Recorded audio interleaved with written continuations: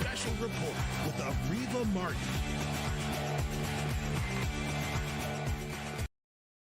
In case you couldn't tell, I am still on a high from last Friday. Yes, last Friday was the reception at the White House to celebrate the confirmation of Judge Ketanji Brown Jackson. And it was Thursday afternoon as I was finishing the special report and watching the confirmation hearing at the Senate, watching those votes come in and the gavel being, watching, I'm getting confused on what I even want to say, just watching the senators confirm that Ketanji Brown Jackson would be the next Associate Justice on the U.S. Supreme Court, that I get my email. Yes, I got my email invitation to the White House, to the reception that was being held the next day on Friday. I was elated. I was super, super excited.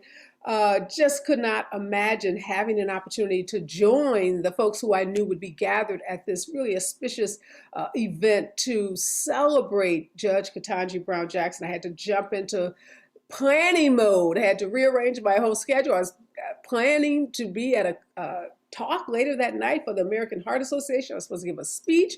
I was supposed to be at a concert for one of the former members of Destiny's Child, and all of that had to get canceled because I had to get on an airport, get to the airport, get on an airplane, and fly across country from Los Angeles to DC so that I could be a witness to this event. And it was worth every moment of the anxiety, of the planning, of everything that went into trying to get across country in just 24 hours. And yes, that can be a pretty difficult thing to do when you live in Los Angeles. But again, it was so worth it. I saw so many friends, so many folks that I've worked with as a civil rights lawyer, so many folks that I've worked with in my work around autism and advocacy, people that I've admired from afar, people that have been at the fore of fighting for social justice and civil rights and fighting for African American women and people.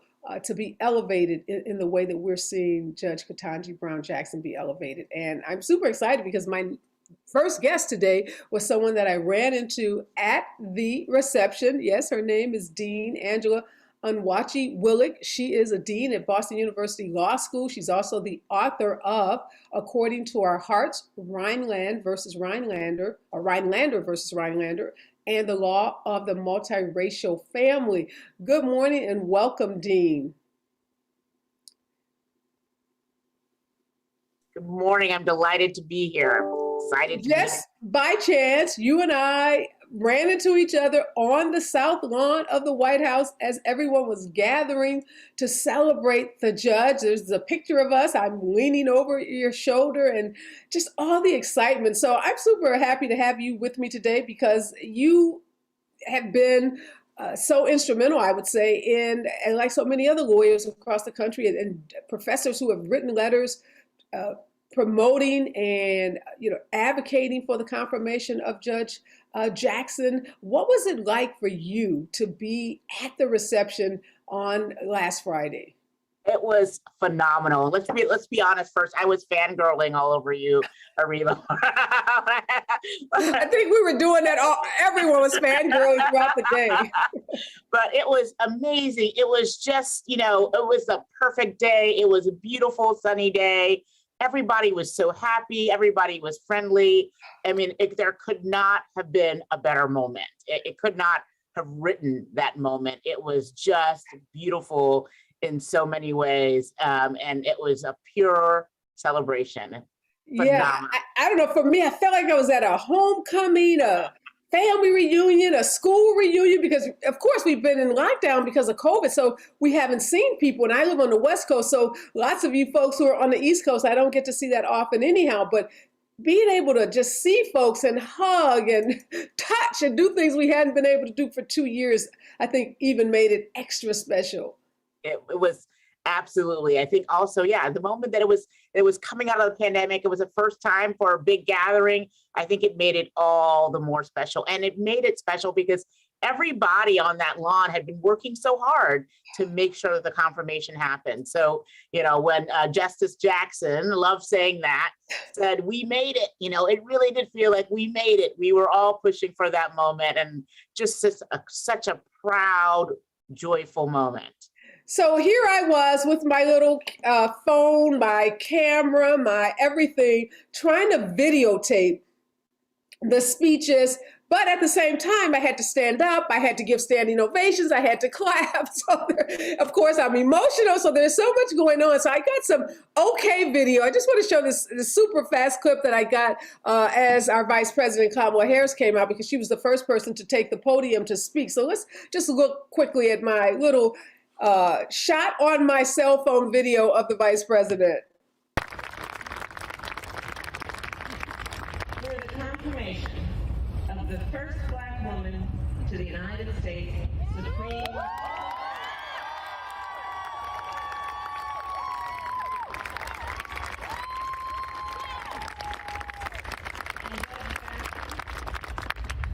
You will inspire generations of leaders.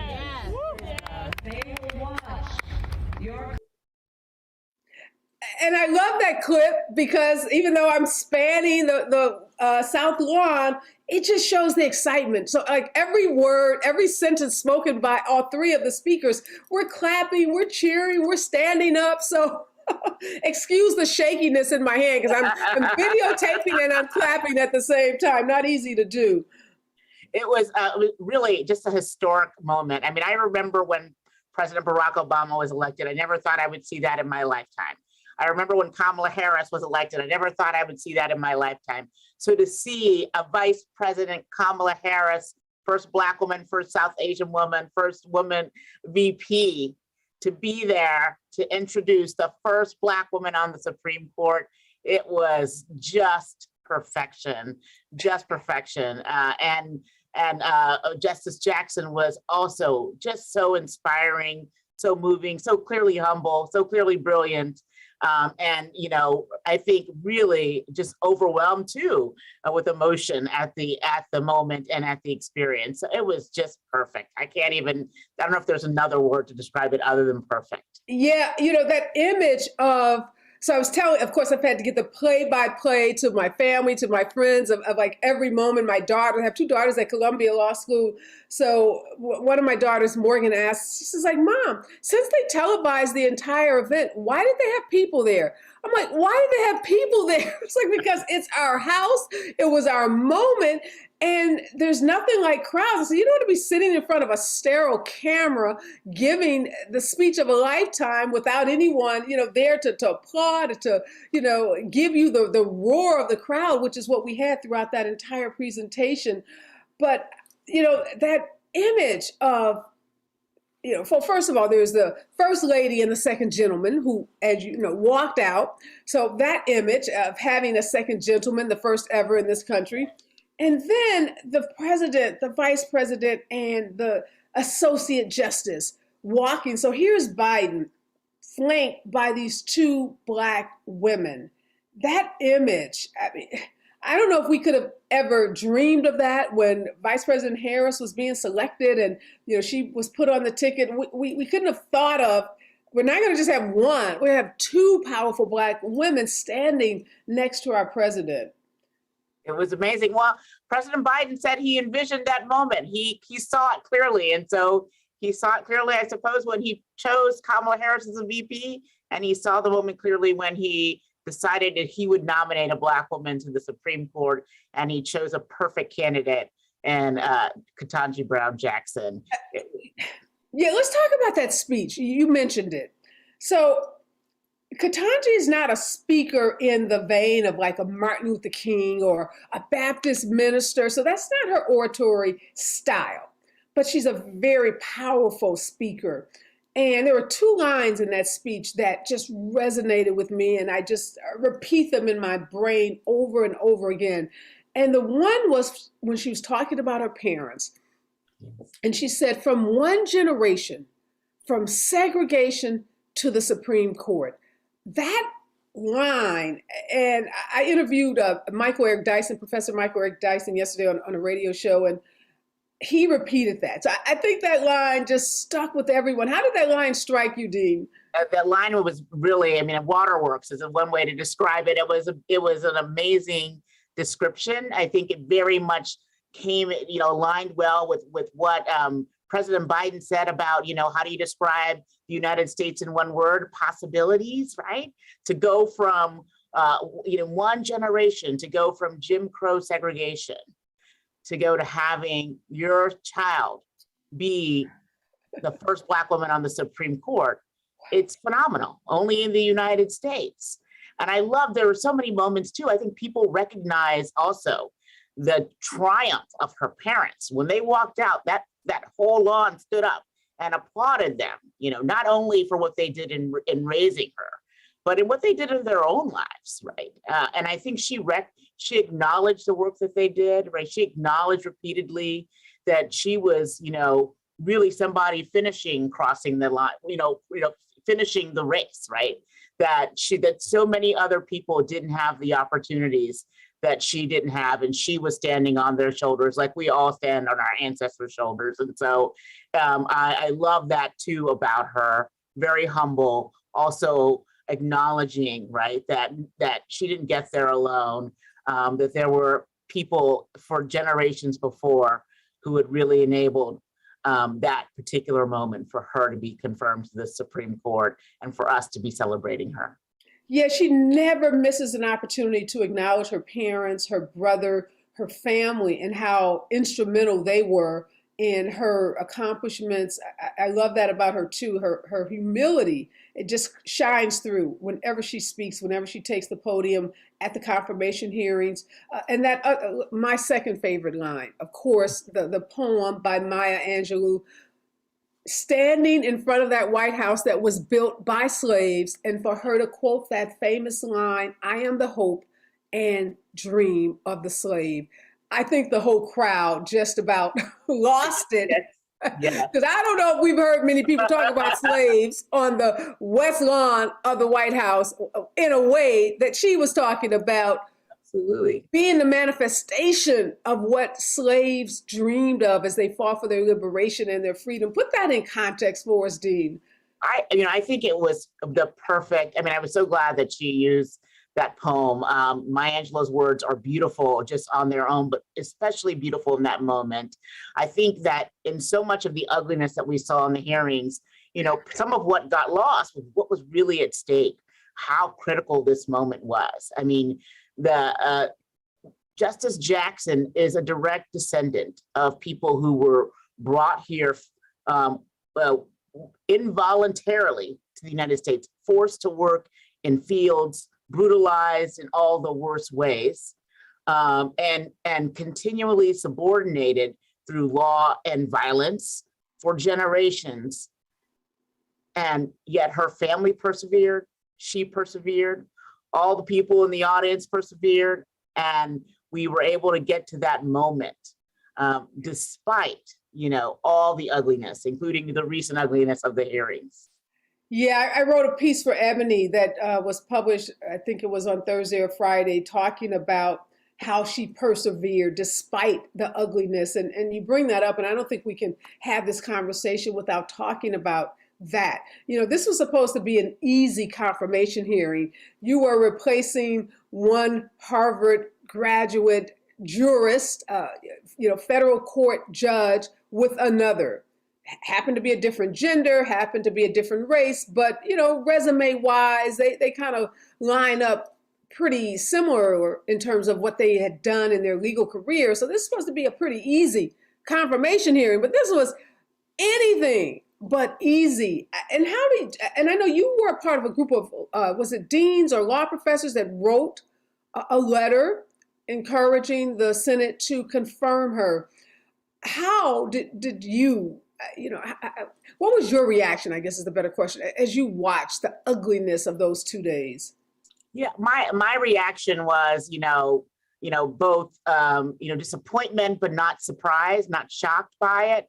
But, very, very proud always of Justice Jackson and the way that she carried herself and the way that she answered questions, the temperament that she showed, like an exceptionally qualified candidate for the court, same degrees, clerked for 3 different federal judges on all 3 different levels, including the justice that she was replacing. more experience as a federal judge than Chief Justice Roberts, than Justice Kagan, than Justice Coney Barrett, and all had combined when they were being confirmed on the court. So just impeccable credentials, the perfect candidate. And so I thought that it really put on display for the United States the racism and sexism, the intersectional racism and sexism that was at play. And people saw it. She's the most popular Supreme Court nominee and justice in recent history. I think that the American people saw it, and they saw it across party lines. And I think that too was an important moment, right? That those who were attacking her exposed themselves in a way that I thought was really important for society to see. Yeah, it's interesting. I had two comments I think are worth noting. One, someone asked me about how come she didn't fight back? How come she didn't spar with the senators in the way that they saw Brett Kavanaugh do? And first I explained there's something called white male privilege, which she does not enjoy. Despite being a double Harvard graduate and all of her credentials, she's still a Black woman. And that's the reality that we all face. I wrote another article about that. Harvard doesn't matter. You're still a Black woman. But I also had an opportunity when Kamala Harris was a senator for the state of California. I sat on her Judicial Review Committee, and we had to review the judges that were being put forth by the Trump administration. And in some ways it was perfunctory because they were not going to not move forward with a candidate simply because a Democratic senator from that state deemed them, not eligible to be on the court.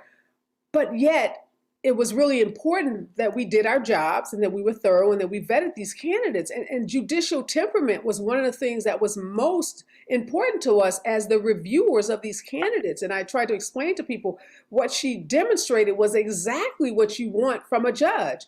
A judge that can sit there almost stone-faced, not be moved by what's going on in the courtroom, not be moved by the testimony of the witnesses that may be on the stand or the lawyers who are making arguments before you, because it's not the job of the judge to telecast what they're thinking about the case, particularly if a jury is in the courtroom.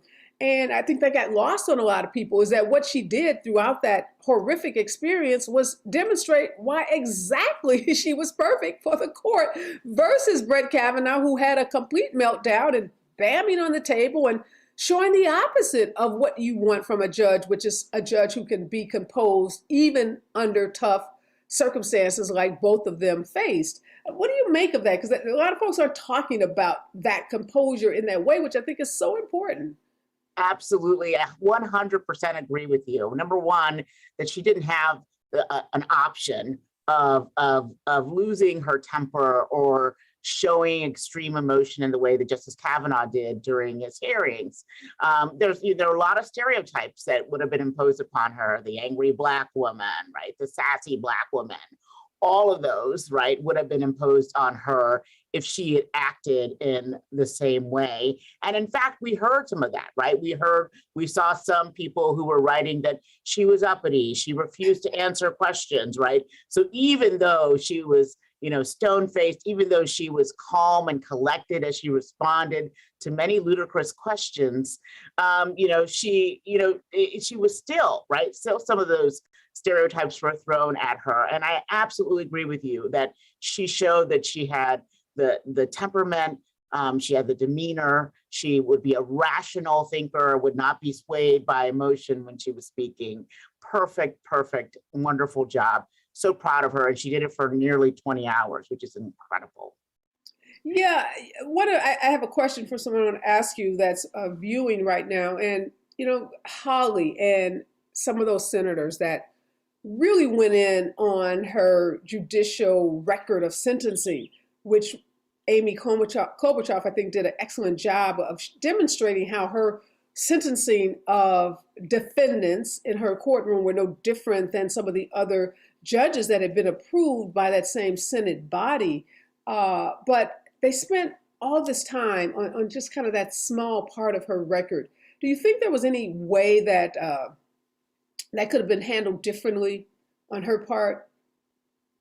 I think that she handled it as well as possible. She did a phenomenal job of explaining why she departed downward. She did a phenomenal job of explaining why the sentencing guidelines were outdated, that they were created at a time when access to computers wasn't readily available. And so having the number of pictures that were in the sentencing guidelines at that time, having a serious number of pictures, hundreds of pictures, would have been a really, really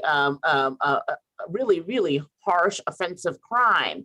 Not that it isn't offensive, it's a horrible crime, horrible crime.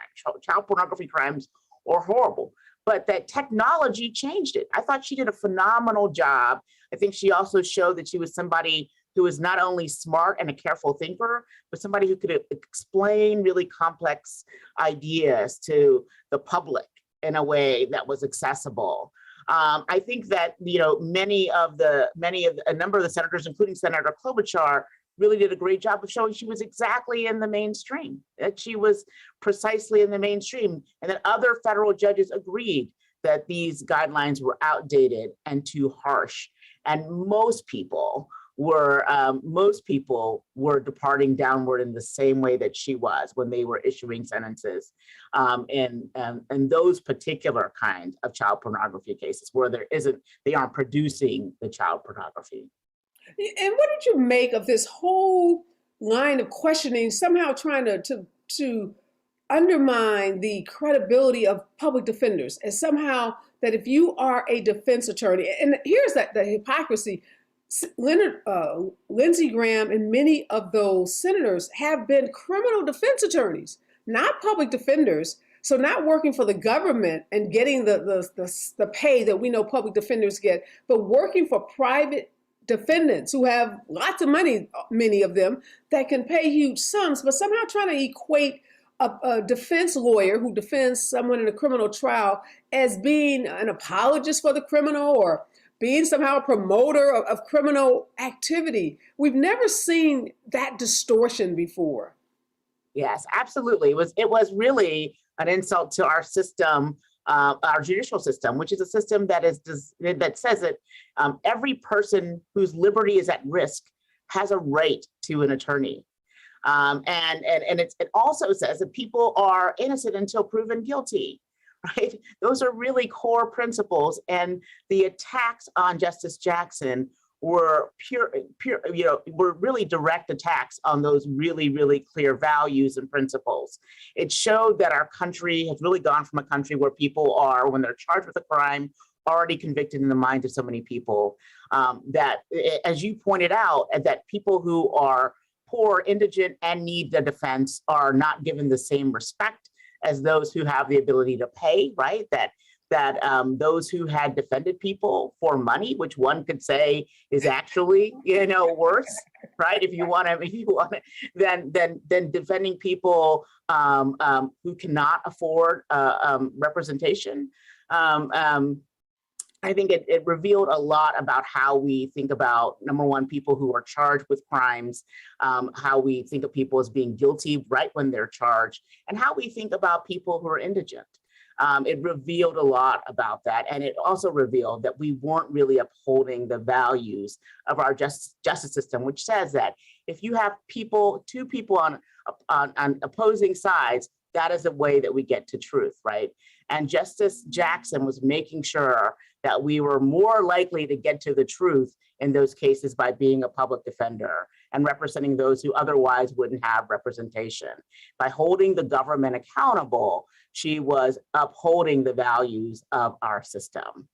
Yeah, and just so people are really clear, a woman graduating from Harvard with honors, having been on the Harvard Law Review, can get any job in the country and write her ticket in terms of salary. She could be a partner at the world's biggest, best, most lucrative law firm on the planet, making millions of dollars as a partner at a private law firm. So the decision to go into what we call public interest law, become a public defender, and pass up hundreds of thousands of dollars in salary, which is the differential in terms of what a public defender makes and what a lawyer in private practice, what her credentials would make, is something that is typically applauded by the government, right? That's something where you get credit because you're not the mercenary, you're not the capitalist, you're not the money-hungry lawyer as we're often painted, but you're the public servant. So she is the ultimate public servant.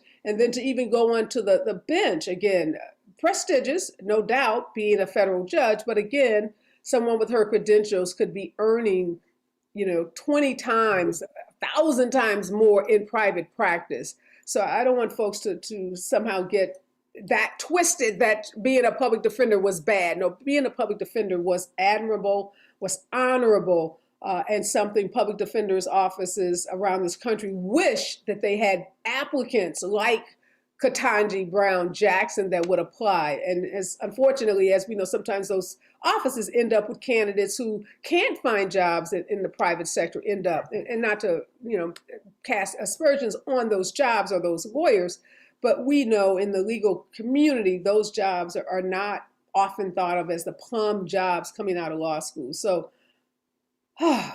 that is so exhausting as someone who's been through that process at a place like Harvard and know the pressure to go into a private firm coming out of Harvard, being on Harvard Law Review. So she just defied even those Harvard stereotypes, because we have our own stereotypes. So.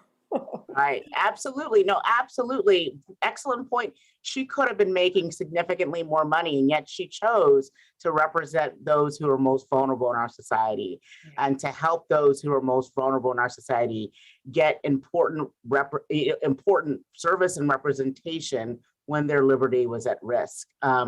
Very, very important, very, very noble thing to do. And as you pointed out, we don't have enough people who are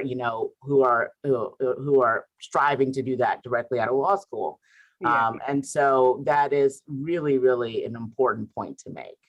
Well, just thank you so much. Glad I ran into you on the West Lawn. Hope I'll get to see you again, not at the next White House event, but maybe at something lawyer related, or maybe we'll be celebrating the judge again. But thank you so much, Dean, for your voice and for being there and for being such a supporter of women and women, judges and lawyers, and the work that you're doing at Boston University, which is like a stone's throw away from where I was at Cambridge. So we are neighbors, or former neighbors at least. Well, thank you so much. Thank you for all you do. Big fan. Appreciate you. I'll have you back on. We'll talk about some other topics involving Black women and the law. So again, thank you, Dean, for joining me this morning. All right, my next guest is Professor Renee Knake Jefferson, and Professor Jefferson is a professor of law herself. She's at the University of Houston, and she co-authored a book called The Short-Listed: Women in the Shadows of the Supreme Court. Good morning and welcome, Professor Jefferson. Good morning. Thank you so much for having me. We are excited. I know you are a friend of the dean's. It was great to see her. Small circles, I'm sure, women law professors, not as many of you as we hope to see in the future, but glad that you wrote this book. And how appropriate to be talking about a book called Short-Listed when we are celebrating Justice Ketanji Brown Jackson. So this book is all about the women, and I think there are 9 that you chronicle in the book, that were on the so-called short list to be nominated to the Supreme Court. But the women in your book, the 9 women, they didn't make it, right? They were never nominated. That's exactly right. It profiles 9 women who were importantly shortlisted before Sandra Day O'Connor became the first female justice on the Supreme Court. And it actually documents that women were considered for the court all the way back to the 1930s. Imagine if our first female Supreme Court justice had been on the court in 1937. Not only how different the court itself would look, but indeed the leading roles in all areas of professional life might have been much more diverse, much more quickly. I know 2 of the women that you chronicle in the book. One is Florence Allen, who was a judge in Ohio, and one is Amalia Kearse, who was the first Black woman who was actually viewed as a potential Supreme Court nominee. We often hear about Constance Baker Motley, but talk to us about Amalia Kearse, because her name hasn't come up a lot in these conversations. Yeah, so that's an important one. Judge Kearse actually still sits today on the Second Circuit Court of Appeals, but we found in our research that she was shortlisted for the US Supreme Court by President Reagan back in 1981 when he instead selected Sandra Day O'Connor. Judge Kearse had gone onto the Supreme Court or onto the Second Circuit Court of Appeals through an appointment under President Carter. That in of itself, I think, is interesting. We don't see that much, although a bit still today, where presidents from both parties are finding someone qualified. But I think it's an important component to note because it shows you just how qualified Amelia Kearse was in the 1980s. Reagan, of course, had the opportunity to put her on the Supreme Court. He had additional vacancies after he gave us Sandra Day O'Connor as our first female justice. But apparently, one woman was enough for him. And so Kearse was shortlisted for the seat that would go on to Justice Kennedy. She was shortlisted again, or at least her name was floated when Clarence Thomas's nomination seemed like it might not go through. And then she was actually shortlisted again by President Clinton for the very seat that went to Justice Breyer that now, of course, soon to be Justice Ketanji Brown Jackson will fill. Finally, so are you saying later, on that the short list 4 times? Yes. So I think that conclusively dispels any of these, myths or narratives that somehow Black women were not qualified for the court. They have been as qualified as long as women have been allowed to be on the court, and indeed our research shows well before that. So we know the name Janice Rogers Brown came up. Lindsey Graham talked about her. She was also appointed by George Bush to the Second Circuit Court of Appeals. And apparently when she was renominated, she was filibustered by the Democrats. And he was making the argument that had the Democrats not filibustered her, this is a Republican justice or a Republican-leaning justice at least, that she might have been on a short list herself for the Supreme Court. But other than that, Judge Brown and Amelia Kearse, have there been any other Black women actually on these short lists? Because we've heard a lot about Constance Baker Motley, but did Constance ever officially make a short list? So that's a great question. My research focused on shortlists going up to Sandra Day O'Connor. And of course, after that, presidents have considered a more diverse array of potential appointees. And critically, it's difficult to do research about who ended up on a president's official shortlist unless you can get back into those papers, with, I suppose, the exception more recently where President Trump, of course, you could go to whitehouse.gov at the time and see his very long shortlist.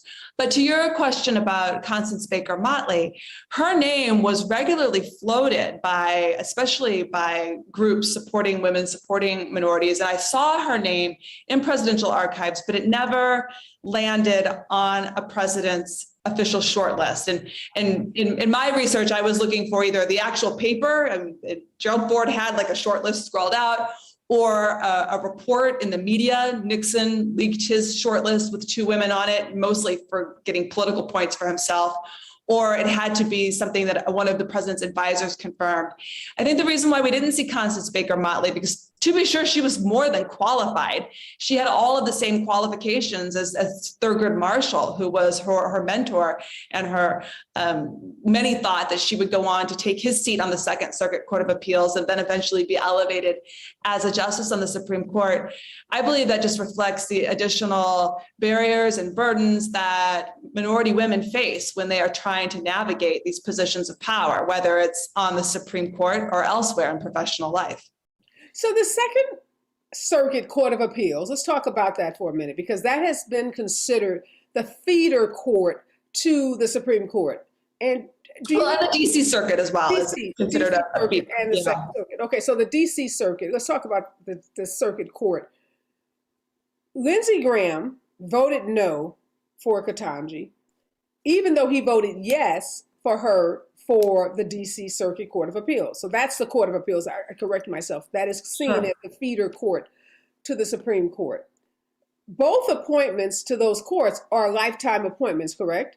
Yes. You can't be fired, get the appointment, get confirmed by the Senate, you're there for life.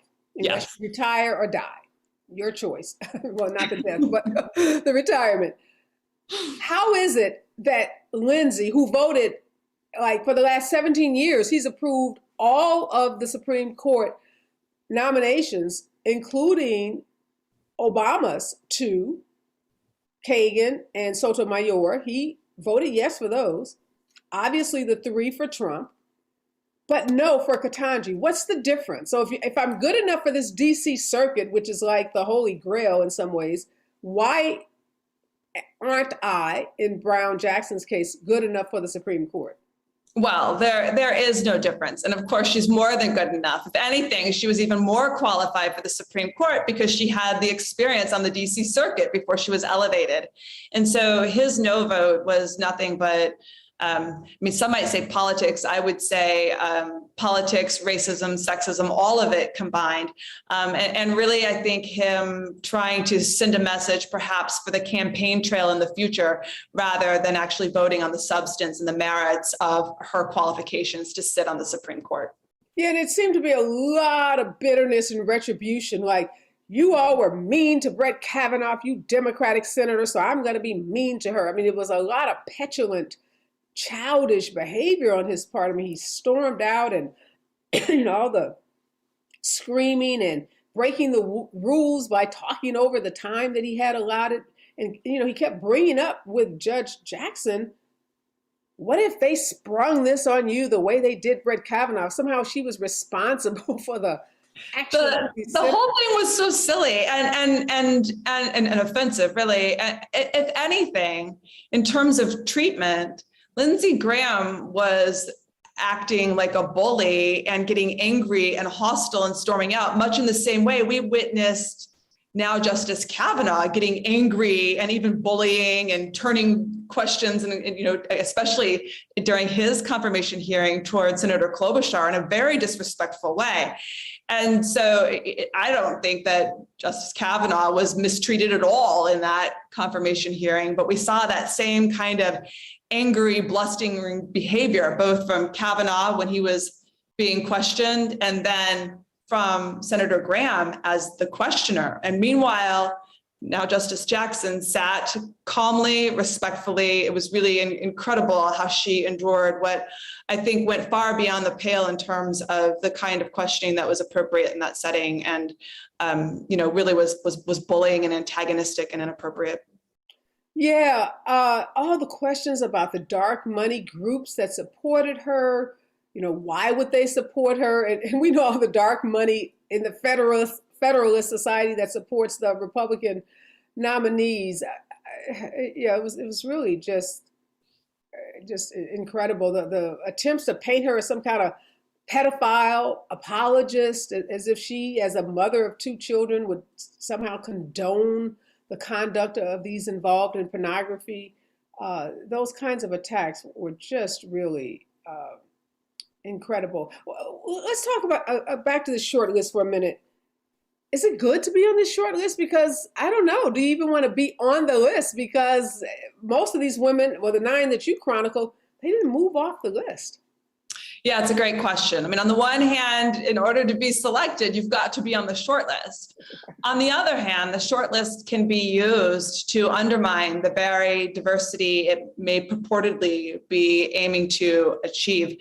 I'll give you one example. One of the worst offenders of misusing the short list in my research was President Nixon.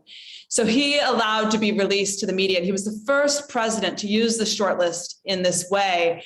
Before him, you would only hear who the final nominee was that had been selected by the president, but Nixon allowed a short list of 6 to go into the media. 2 women's names appeared: Sylvia Bacon, a judge in Washington, D.C., and Mildred Lilly, a judge in California. Meanwhile, behind the scenes, I've listened to his Oval Office tapes, and he would say things like he didn't even think women should be allowed to vote, let alone be on the Supreme Court, but he wanted their votes.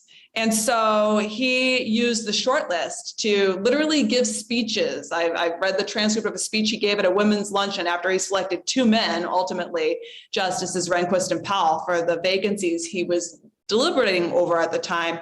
He would go out to women's groups and say, oh, but at least this time we considered women. Look, they were on the short list. And that's exactly the example of a short list being used to undermine, or as we define it in the book, being shortlisted. The short list, it creates an appearance of a commitment to diversity, but it perpetuates the status quo. And I'm glad you brought that up because, again, the hypocrisy of the Republicans, when Biden made a commitment to choosing a Black woman for the court, all the outrage. Oh my God, he's discriminating against white men and against white women. And why should he play identity politics? And why should he identify a woman? And Reagan did exactly the same thing. And now you're telling us Nixon did Biden, Biden, who had every intention of selecting a Black woman, he used women to get votes, but as you said, never had any intent. You said it was Nixon, right? Yeah, he never delivered. Yeah, at least Reagan delivered, sort of. I mean, again, he could have given. Reagan made the same.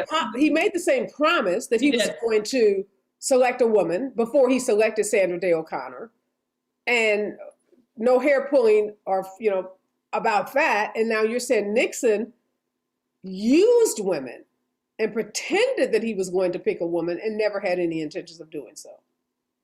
Yes, and emphasizing that point is exactly right. So it's an unfortunate thing, not only in the context of the Supreme Court, though, but I imagine anyone who's watching out there right now can probably think of a time in their own professional life or in organizations where, again, sometimes it's not as egregious. You don't have a bad actor like Nixon. Sometimes you do, but sometimes even under good faith intentions, the selection process can be used to undermine efforts toward diversity. So that was a big lesson. Not only did I uncover in this book 9 women who had been considered by presidents for the Supreme Court before Sandra Day O'Connor, which is a history that this country needs to know in its own right, but from their lives was able to glean a lot of lessons and strategies about how to navigate and prevent and work beyond that phenomenon. Because just to be clear, even though those 9 women didn't make it off the Supreme Court shortlist, they were each in their own right incredibly accomplished in order to rise to that level, to even be considered by a president at a time where the workplace was pretty much shut out to women and minorities entirely. Yeah, just briefly, Professor, give us 1 or 2 of the strategies, because I know the book is about exposing how oftentimes, whether it's the Supreme Court list by a president or a list for a CEO or some other kind of job, women are placed on these lists to be used as evidence of efforts to diversify the workforce when some of these organizations or entities have no intention of using women. What can women do if they find themselves being used as pawns in this way?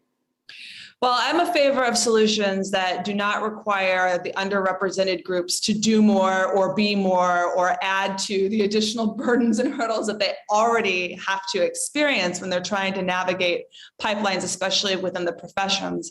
And so one strategy that I'll share now actually it's taking a page from the playbook of President Carter, who never had a vacancy on the Supreme Court. If he did, I'm sure he would have given us our first female Supreme Court justice based on what I learned about him in my research. But what he did do was change the face of the federal judiciary literally during his 4-year term. He put more women on federal courts than all presidents before him, including one of the women we talked about earlier, Judge Amalia Kearse, the first African-American woman to be in a federal court of appeals, the Second Circuit. And here's how he did it.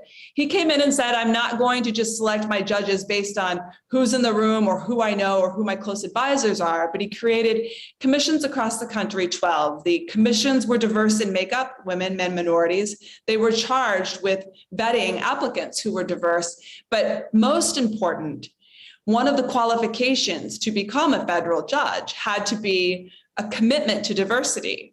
Applicants were asked about how they had shown a commitment to diversity. Now, not all of us are going to be presidents signing executive orders, but anyone who is in a position of vetting someone for a position of leadership and power can make sure that the structure's in place, who is deciding, who are we vetting? And importantly, do we view their commitment to diversity and equity as a qualification for this leadership role? That's a model for everyone to follow. Great example. Thank you for sharing that about Carter, because we think of Biden now as appointing more Black women to the federal appellate bench than any other president before him. But I didn't know that fact about President Carter appointing more women in general to the federal bench. So great piece of information. Thank you so much, Professor. Again, the book is Shortlisted: Women in the Shadows of the Supreme Court. Perfect time to go out and get this book and read about the 9 amazing women who were incredibly qualified, could be on the bench. Imagine if we had like all women now, because We could have. yeah, president started earlier, and it's still, as Joe Biden told us on Friday, possibilities. So I'm not going to give up hope that that still may not happen in the future. But again, thank you so much for writing this book and for joining me this morning. Oh, happy to be here. Thanks for having me. And thanks so much for keeping this conversation out there. It's an important one to be having. All right. My pleasure. All right, my next guest, the only male this morning, but glad to have him. His name is William Roberts. He's the Managing Director, Democracy and Government Reform, American Progress. Good morning, William. Good morning. Happy to be with you. Thank you for joining this panel and this show of powerful women talking about our justice. I know this is work that you've been doing, working on building a fairer judicial system. You got a lot of work to do, because I just saw this Gallup poll out that shows that majority of Americans don't have a lot of trust in the court, particularly the Supreme Court at this moment. And that's not helped when you see this photograph, like it's been circulating the last day or two, of Justice Clarence Thomas posing with Georgia Republican Senate candidate Herschel Walker. Obviously, and Walker tweeted this photo on his Twitter account. Clarence Thomas doesn't use the words, "I endorse Herschel Walker," but hello, he's hugged up with Herschel Walker. And obviously that picture is meant to convey support. So what do we make of a Supreme Court justice dipping his nose, his foot, his entire body into the political campaign that's happening in Georgia? Yeah, well, it's a huge issue. It's a big problem, I think. You know, we want and need our judges across the board to be fair and impartial, right? That's part of the responsibility. And as you talked about the conversations around soon-to-be Justice Jackson's confirmation, right? That was imparted by her and by others over and over again. And so to see Justice Thomas posing, as you said, with Herschel Walker is sort of a nod, an indication, as you said, a dipping of a whole body, as you put it, into that poll to say, I guarantee you'll see Herschel Walker. You'll see that ad you'll see that picture rather in an ad for Herschel Walker soon, right? And the notion is to convey as a political candidate that, look, I'm palling around. I've got the support of our conservative hero on the Supreme Court, and that's just not supposed to happen. And so, to your point about people losing faith in the court, it's because of this politicization that we're seeing, right? And that's evidence of it. Yeah. It's just shocking. We have that happening, and we know Georgia is a red state, or a heavily Republican state. So you got this right-leaning judge, standing there with this Republican candidate. That speaks volumes to those base voters, those Republican voters in Georgia. And then we have Jenny Thomas, Clarence Thomas's wife, now revealed these, dozens and dozens of text messages she's sending to Mark Meadows, the chief of staff of the president, about the election, not just suggesting, but again, involved in these efforts to say that the election was stolen from Donald Trump and that Joe Biden isn't the legitimate president. And yeah. Thomas and Ted Cruz and other Republican senators saying, no problem. He shouldn't recuse himself from any of the lawsuits involving the challenge to the 2020 election.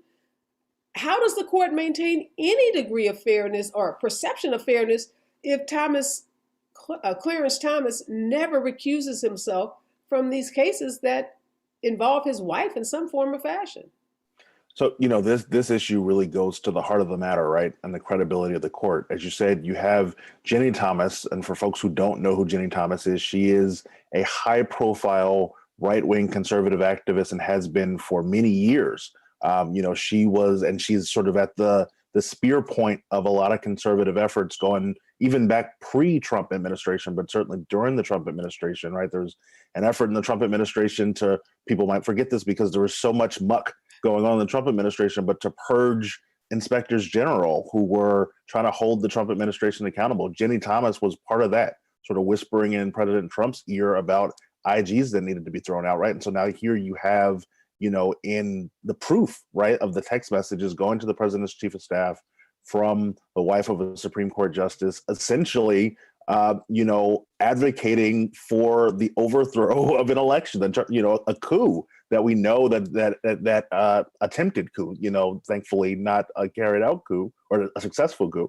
But we know from the work of the January 6th committee, right? And if not for the work of that committee in investigating what happened, we wouldn't know that this came to light. And so, yes, it's hugely critical because, to your point, Justice Thomas was the only member of the Supreme Court to side with the Trump administration, with the former administration, about not releasing the records of Trump's activities around January 6th. And so it's a clear conflict of interest. And one of the reasons why, for many years, we've been fighting and advocating for the Supreme Court to have and abide by a code of ethics. Most people might be shocked to know that the Supreme Court, unlike other federal judges, don't have to abide by any code of ethics, and including recusal in matters, where you might be tied up financially or otherwise have interests, adverse to some of the parties coming before you. And let me stop you right there, William, because I think that's really huge. So the Supreme Court, unlike any other court, so if you appear before another court and a judge, and we've seen these cases in the news, the judge makes a racial slur or the judge makes an inappropriate comment, you can file a complaint against that judge. And there's a whole process set up in place. I have a lawyer friend of mine who actually represents judges. They go before almost like a trial, and they can be kicked off the bench because of certain conduct that happens both on the bench and even outside of their courtrooms. So there's accountability at the state level for state judges and then the federal level for federal judges. But none of that applies, right, when we get to the Supreme Court.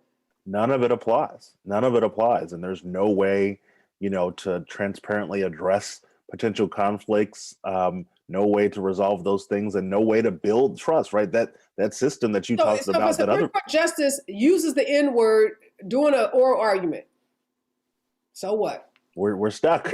Frankly, it boggles the mind. That once you get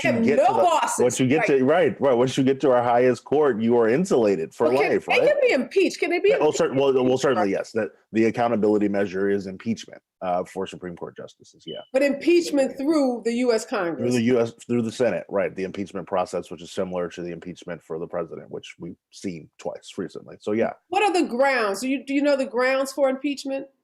So I think that the grounds are sort of fairly similar, but again, there's a reason similar. I mean, to the rationale for impeaching a president, but there's a reason why we haven't seen many Supreme Court impeachments, because once you get to that rarefied air, you are somewhat sort of sealed in a cone of I don't want to say it's a lack of accountability, right? But you are a member of the nine, and you are able to sort of conduct your business as you see fit. And because we don't have a code of ethics that governs them, we're not able to have that sort of that transparent process in place to ensure public trust. And I think that's what it's really about, right? Not just it's not as if, and certainly the issues with Justice Thomas are sort of very, very clear and direct, right? There are also instances, for instance, with Justice Gorsuch, who's been going before the Federalist Society to give these sort of political speeches,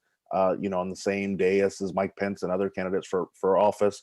Those are clear politicization, the court things. But let's talk about that for a minute. The whole Federalist Society. We know that Amy Coney Barrett and Gorsuch and others come through the Federalist Society. They are groomed to be Supreme Court justices. What does that process look like?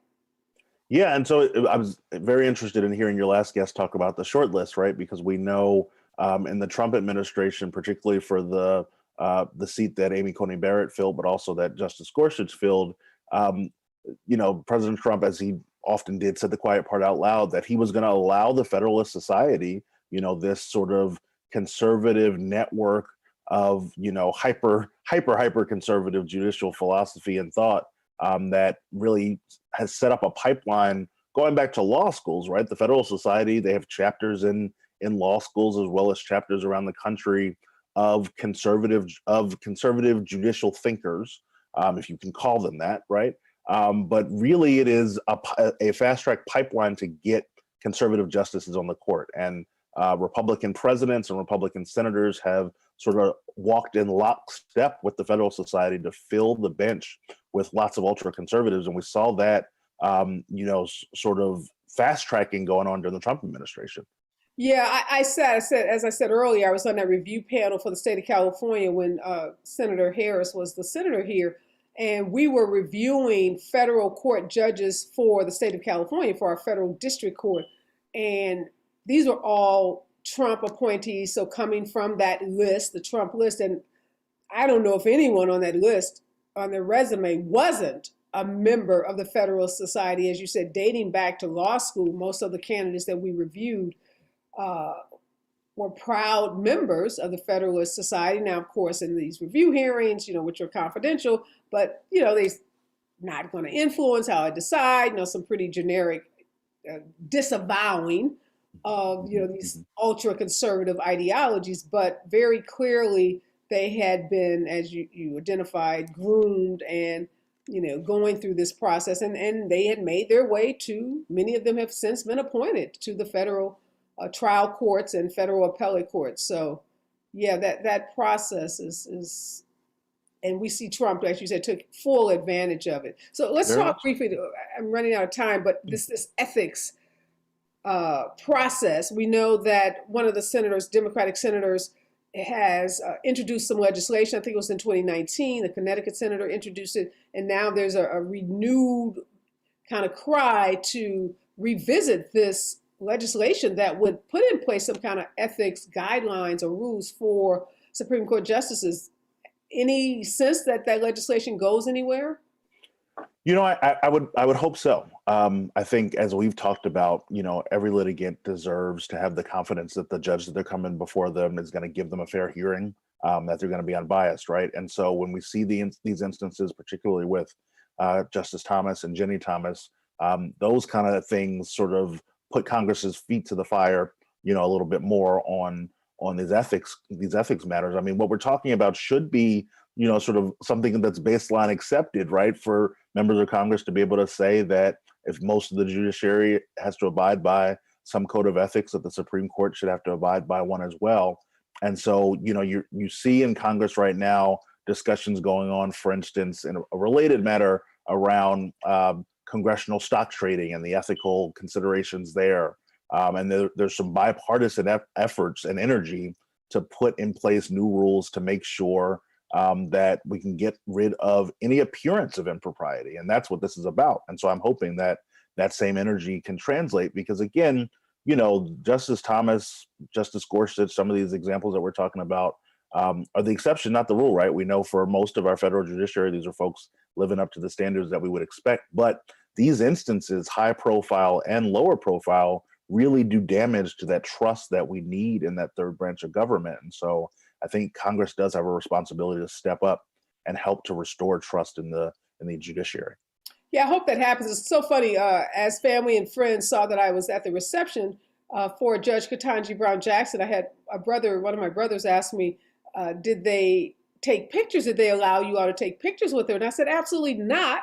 I'm like, no, the last thing she needs is a bunch of pictures standing with Black civil rights lawyers and leaders to, be all over the media. Like, no, this is a justice going to the Supreme Court. This is not like, some celebrity politician. And I think people's mindset is that that's okay. And I'm like, no, That's not okay. She should not be standing next to me or, Derek Johnson or Mark Morial from the Urban League taking pictures. Like, that would not be appropriate. And that's really the difference, right? That as we started talking with Herschel Walker and Clarence Thomas, In conservative circles, that seems to be fine, right? As these justices sort of go around to do the Federalist Society circuit and these other, conservative judicial conferences and are feted like rock stars. Of course, we know members of the Supreme Court go off and do speeches and go to legal conferences, but there's a difference, right, between that and posing with candidates for office. There's a difference between being ultra partisan and, sort of speaking your mind as a member of the judiciary. And it's just what you meant, that there has to be a line that's respected for sure. Yeah. And we want our first Black female on the Supreme Court to be above reproach. And as a community, we want to support her in being that way. And even though the others on that court may not abide by those same standards, we know that we have to be twice as good. We're going to be scrutinized even more. So if we want there to be a number two, this number one has to be impeccable in terms of her record. So no, y'all, you can get no pictures with Judge Ketanji Brown Jackson. Not happening. I hope so. My husband's like, well, where is she going next? I'm like, I hope she's going home and not going out on the media circuit, because we don't need her doing that either. Because this is a whole different ball game. We have to rise to the occasion. But thank you so much for your insights, and thank you for the work that you're doing. And hopefully, this piece of legislation introduced by Senator Coons back in 2019 makes its way to Biden's desk, gets signed into law before these midterms, because who knows what's going to happen after those midterms. That's right. But a lot of work to be done to hold our justices accountable and to restore, which is so important, the integrity of the court and the confidence in the court that the people of the United States should have. Again, thank you so much, William, for sitting down with me. Thank you for having me. All right, I want to thank all my guests this morning. Again, we are just celebrating justice. Yes, we can use that word now. Ketanji Brown Jackson, as she makes history. This is a history-making moment. This isn't just for Black women, and it's not just for lawyers or judges or professors. This is a moment that the entire country should be coming together to celebrate, because we know when women succeed, that the country succeeds. The country is more than 50% female. And as long as we continue to support and advance the work of women, super qualified women like Brown Jackson, it means good things for all of us in this country, and it means great things for our children. Just some words to live by before I get out. Alex Haley, that great historian and author and thought leader, once said, "Find the good and praise it." And that's exactly what Joe Biden did. He found the good. He found the best in Judge Brown Jackson. And then we all came together as a nation and as a community on April 8th, and we praised her. So wonderful words to live by. And before I get out, I want to just tell you about a great conference that's happening April 30th in Los Angeles. Special Needs Network is sponsoring its annual Tools for Transformation Conference. And this year we are so elated because we will be welcoming to the conference Professor and 7-time New York Times best-selling author, Professor Dr. Michael Eric Dyson will be our keynote speaker. He'll be signing copies of his new book, Entertaining Race. We got 9 free workshops, free breakfast, free lunch, entertainment, lots of information and resources, social justice and autism conference. Make sure you register online. We got some great gifts, gift bags worth $500 we're giving away, as well as food boxes from the LA Food Bank. So lots to give away, and lots of information will be at this conference. Again, it's April 30th in Los Angeles, 7:30 to 2 p.m. Be there. I'm out. Be safe out there. Remember, we're all in this together.